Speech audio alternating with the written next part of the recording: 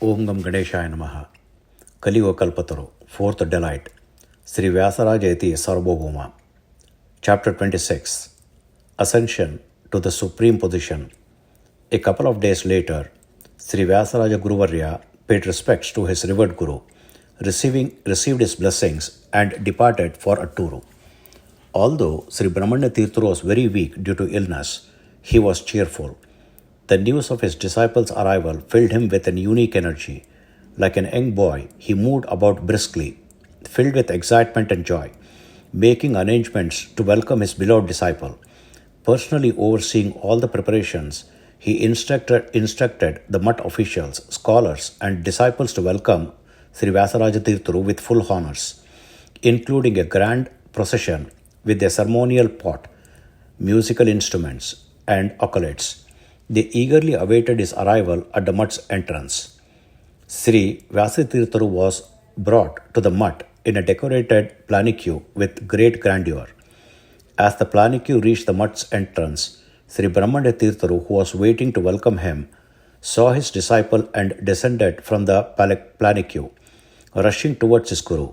The disciple, radiating divine brilliance, indicative of youth, knowledge, devotion, and renunciation, captivated Sri Brahmanya Tirtharu, who rushed towards him with overwhelming joy.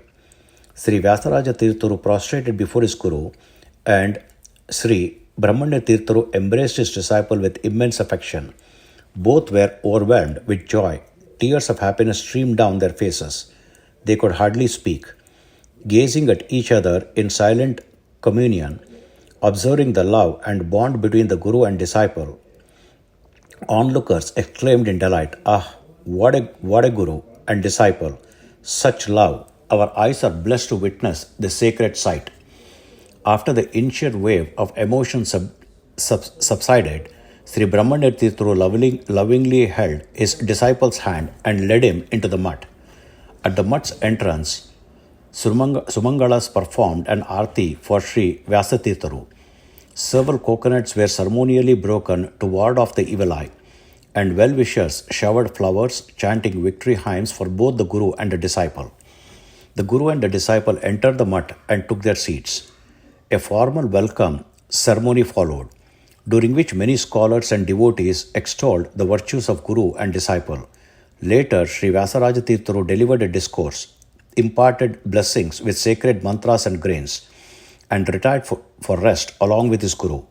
Since leaving Sri Lakshmi Narayana Muni for his studies, Sri Vyasaraja Tirtharu had assumed his education. Sri Brahmanya Tirtharu listened with great joy to his beloved disciples recount the event so far. From that day, Sri Vyasaraja Tirtharu assumed the responsibility of managing the mutt. He performed the daily worship of the deity and delivered discourses while ensuring his guru had complete rest, taking personal care of his guru's medication and diet. Sri Vyasaraja Tirtharu served him with devotion and care, earning his guru's deep affection, trust, and blessings. Months passed after Sri Vyasaraja Tirtharu's arrival at Atturu, but Sri Brahmanya Tirtharu's health continued to decline.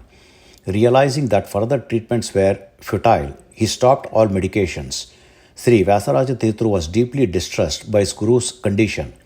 One day, Sri Brahmanya Tirtharu gathered his disciples and recounted the history of the great mutt, the glory of the Shastika lineage, and the traditions of the mutt.